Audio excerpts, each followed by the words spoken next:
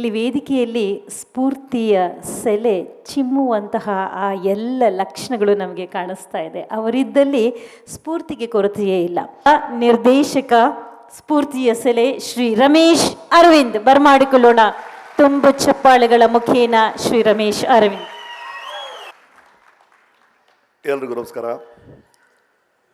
Shri LK Atiq ಅವರೇ, Roop Kaur madam,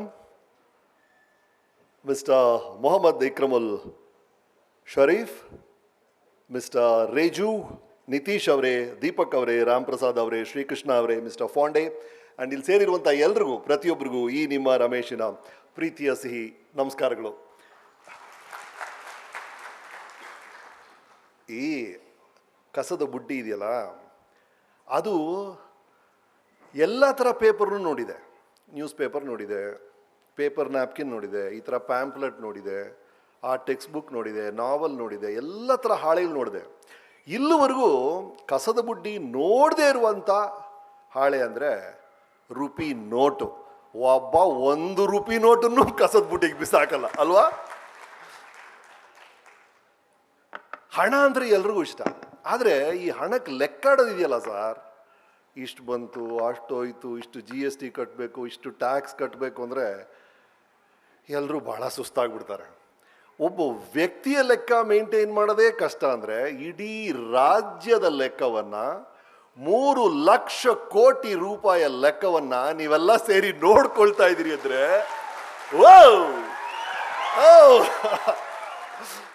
ಲೆಕ್ಕ ಬಿಡಿ ಸರ್.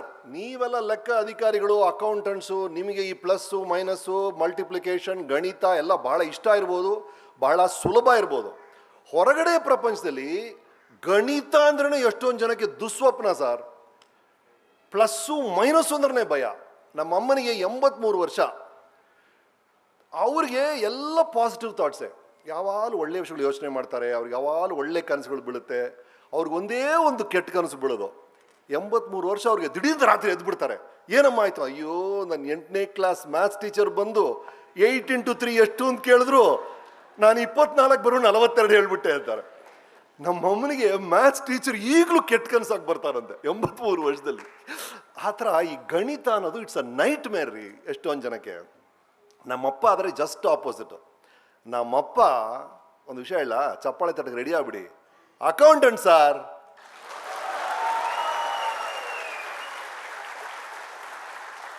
ನಮ್ಮಪ್ಪ ಅಕೌಂಟೆಂಟ್ ಆಗಿದ್ರು, ನಿಮಗೆಲ್ಲ ಗೊತ್ತಿದೆ.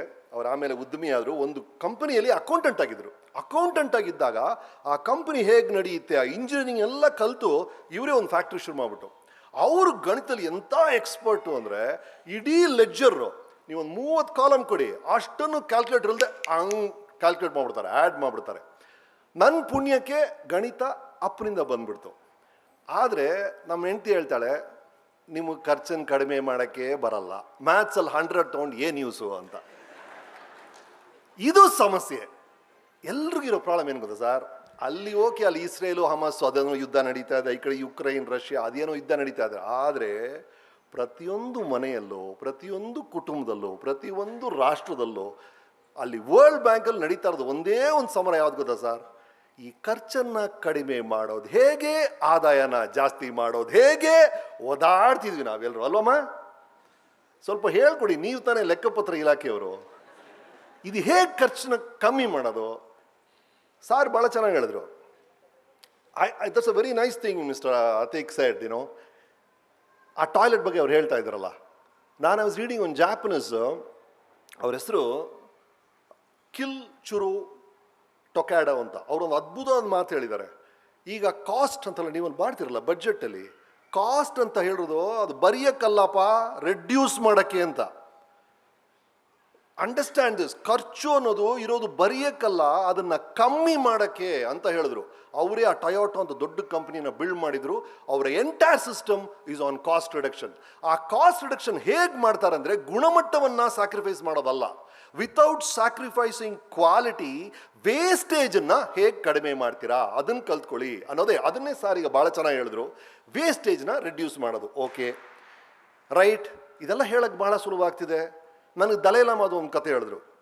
ದಲೈಲಾಮಾಗ ಒಬ್ರು ಕೇಳಿದ್ರು, ಸರ್ ನಿಮ್ಗೆ ಎಷ್ಟು ಬೇಕು ಸರ್, ವರ್ಷಕ್ಕೆ ಎಷ್ಟು ದುಡ್ಡು ಬೇಕು ಸರ್ ಅಂದರು. ಅವರು 340 ರೂಪಾಯಿ ಅಂದರು. ಸಾರ್ ವರ್ಷಕ್ಕೆ ಅದೇಪ್ಪ 340 ಅಂದರು.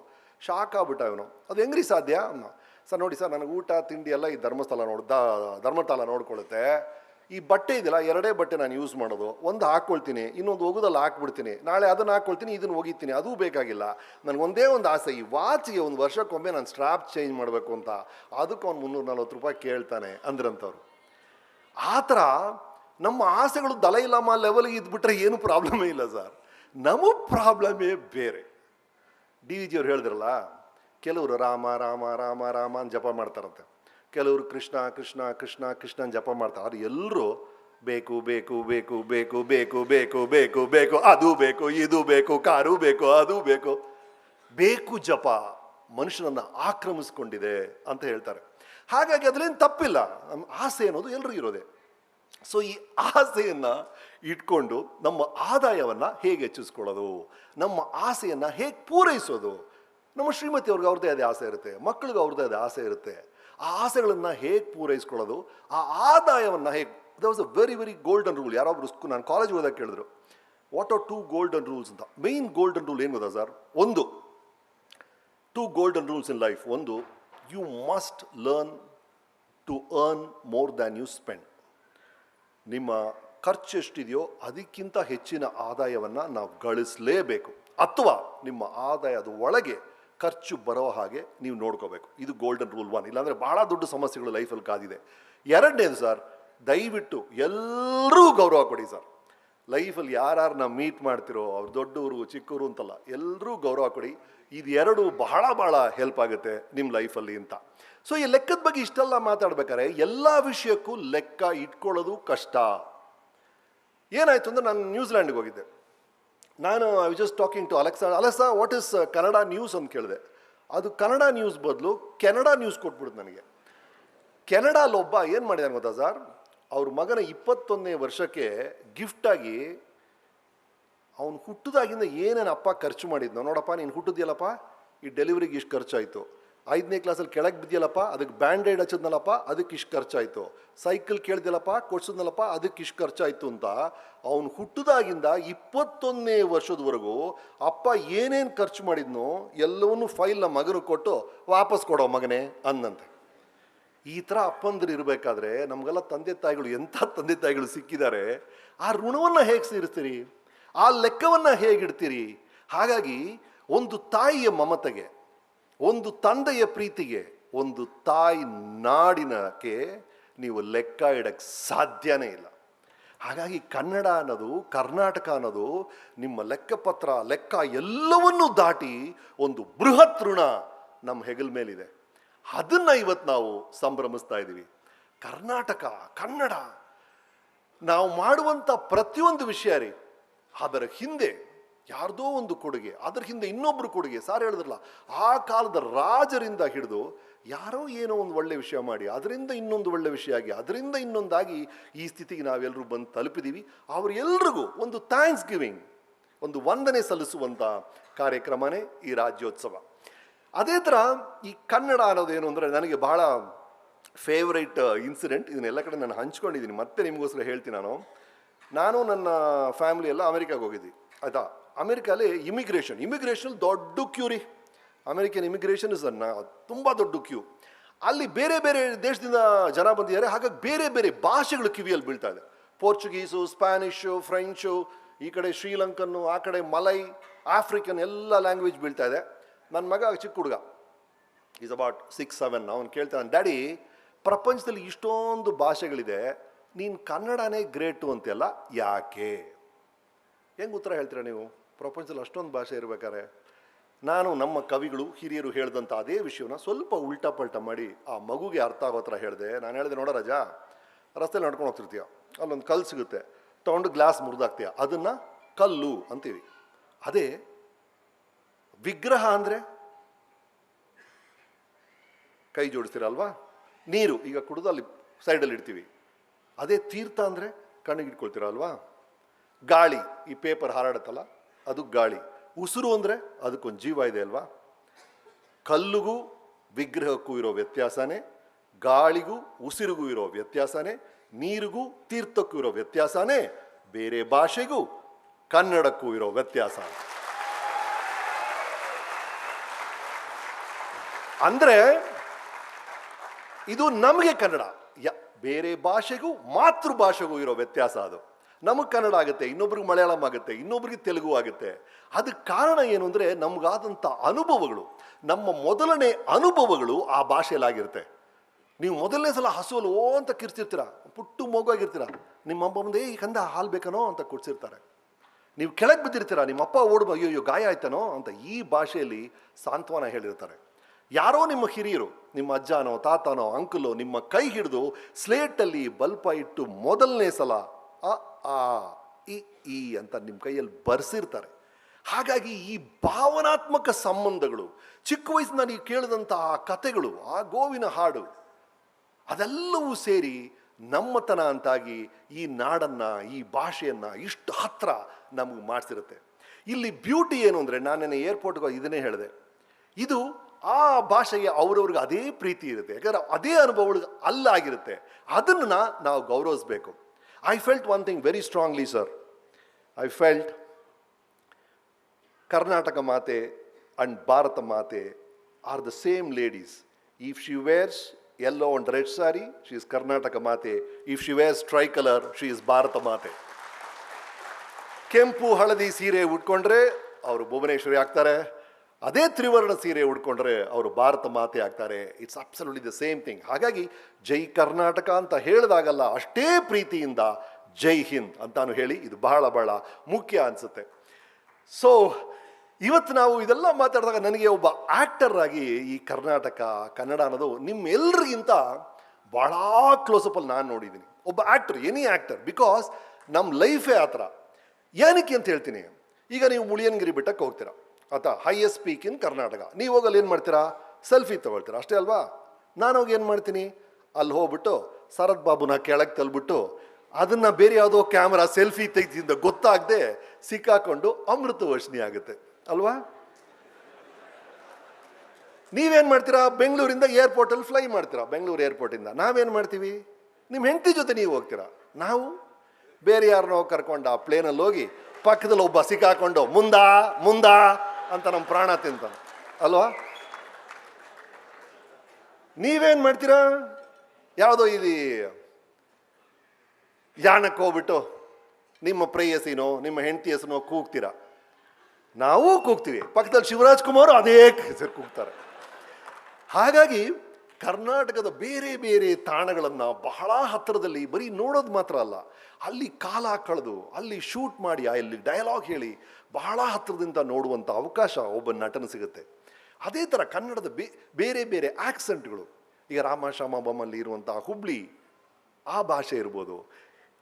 ಬಸವಣ್ಣನ ಪಾತ್ರ ಮಾಡಿದೆ ನಾನು ಒಂದು ಚಿತ್ರದಲ್ಲಿ, ಆಗ ಈ ಕಾಲದ ಕನ್ನಡ ಅಲ್ಲ, ಆ ಕಾಲದ ಕನ್ನಡವನ್ನು ಮಾತಾಡುವಂಥ ಒಂದು ಅವಕಾಶ.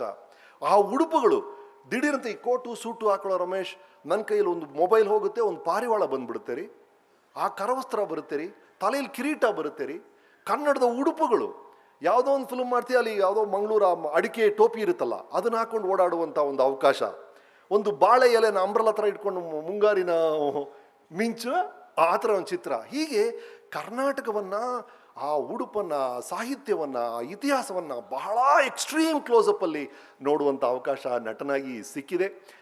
ಈ ಒಂದು ಸುಪಯಣಕ್ಕೆ ಕಾರಣನೇ ನೀವು.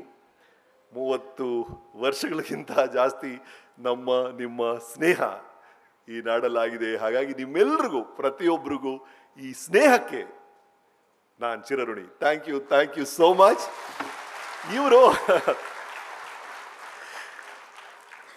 ಇವರು ಲೈಫ್ ಬಗ್ಗೆ, ಫೇಲ್ಯೂರ್ ಬಗ್ಗೆ ಎಲ್ಲ ಮಾತಾಡಬೇಕು ಅಂತ ಹೇಳಿದ್ರು. ಐ ಡೋಂಟ್ ಮೈಂಡ್, ಬಟ್ ಅದ್ರ ಬಗ್ಗೆ ಆಗಾಗ ನಾನು ಟಿ ವಿಯಲ್ಲಿ, ಫೇಸ್ಬುಕ್ಕಲ್ಲಿ ನನಗೆ ಅನಿಸಿದ ಥಾಟ್ಸ್ ಎಲ್ಲ ಪೋಸ್ಟ್ ಮಾಡ್ತಾನೆ ಇದ್ದೀನಿ. ಏನಾದ್ರು ಪ್ರತ್ಯೇಕವಾಗಿ ಏನಾದ್ರು ನಿಮ್ಮ ಪ್ರಶ್ನೆಗಳಿದ್ರೆ ಯಾವುದ್ರ ಬಗ್ಗೆ ಬೇಕಾದ್ರೂ ಇರ್ಬೋದು, ಅದು ಸಿನಿಮಾ ಬಗ್ಗೆ ಇರ್ಬೋದು. ನನಗೆ ಗೊತ್ತಲ್ಲ, ಕಾಂಟ್ರವರ್ಸೀಸ್ ಮಾತ್ರ ನಾನು ಯಾವಾಗ ಸ್ವಲ್ಪ ದೂರ. ಆಗ ಅದನ್ನು ಬಿಟ್ಟು ನಿಮ್ಗೇನಾದ್ರು ಪ್ರಶ್ನೆ ಇದ್ದರೆ it can be fun. I am open. ಏನಾದ್ರು ಮೈಕ್ ಇದೆಯಾ ಕೊಡಿ ಅವರಿಗೆ. ನಮಗೆ ಸಮಯ ಇದೆಯಾ ಫಸ್ಟು? ಓಕೆ, ಮೈಕ್ ಕೊಡಿ. ಏನಾದ್ರು ಪ್ರಶ್ನೆಗಳಿದ್ರೆ ಕೇಳಿ, ನನ್ನ ಕೈಯಲ್ಲಿ ಉತ್ತರಗಳನ್ನ ಕೊಡ್ತೀನಿ.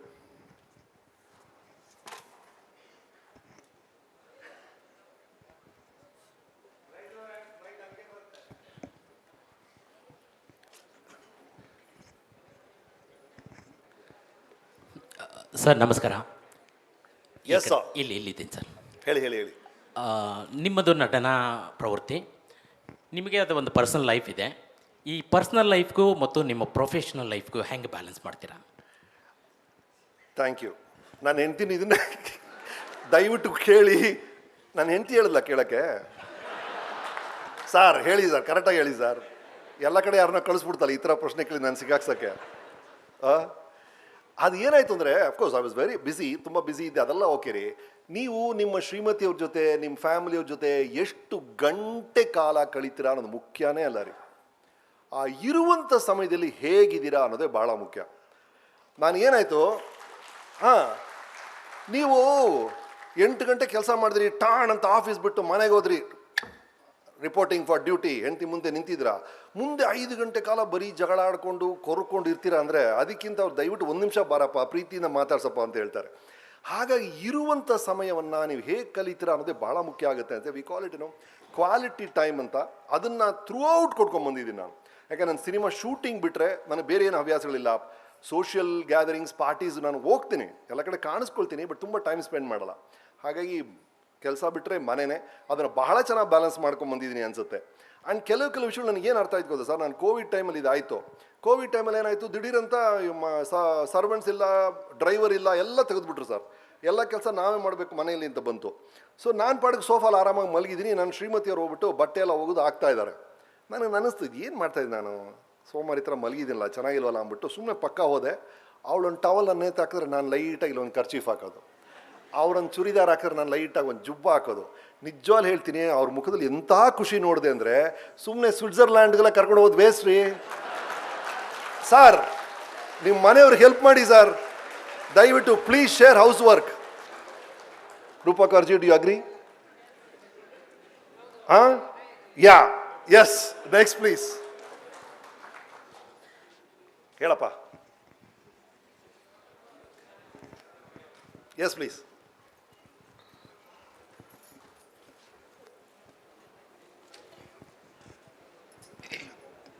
ಹಲೋ. Yes ma'am. ಸರ್, ನಾನು ಇಲಾಖೆಗೆ ಸೇರಿದ್ದು 2018ನಲ್ಲಿ, ಇವಾಗ 2023. ಆಗಿರೋದು 5 ವರ್ಷ, ಬಟ್ ಕಾಣೋದೊಂದು 10 ವರ್ಷ ವಯಸ್ಸಾಗಿದೆಯೋ ಎಕ್ಸ್ಟ್ರಾ ಅಂತ ಕಾಣುತ್ತೆ. ನಾನು ಹುಟ್ಟಿ ನನಗೆ ಬುದ್ಧಿ ಬಂದಾಗಿಂದ ನಿಮ್ಮನ್ನು ನೋಡ್ತಾನೆ ಇದ್ದೀನಿ, ಇವತ್ತಿಗೂ ಹಾಗೆ ಇದ್ದೀರಾ. ನಿಮ್ಮ ಫಿಟ್ನೆಸ್ ಸೀಕ್ರೆಟ್ ಏನು ಸರ್?